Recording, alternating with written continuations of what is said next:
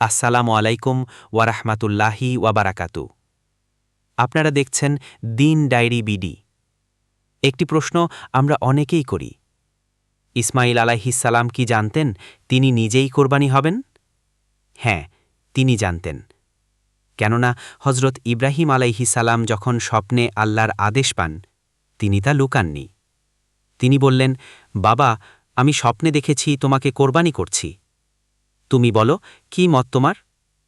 আর কি অবাক করা উত্তর দিলেন ইসমাঈল আলাইহিসসালাম, হে আমার পিতা, আপনি যা আদিষ্ট হয়েছেন তাই করুন। ইনশাআল্লাহ আপনি আমাকে ধৈর্যশীলদের অন্তর্ভুক্ত পাবেন।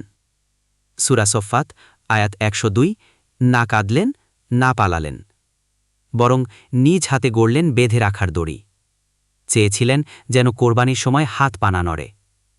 এমন তাকওয়া, এমন আনুগত্য, এমন আত্মত্যাগের ইতিহাস আর কোথাও নেই।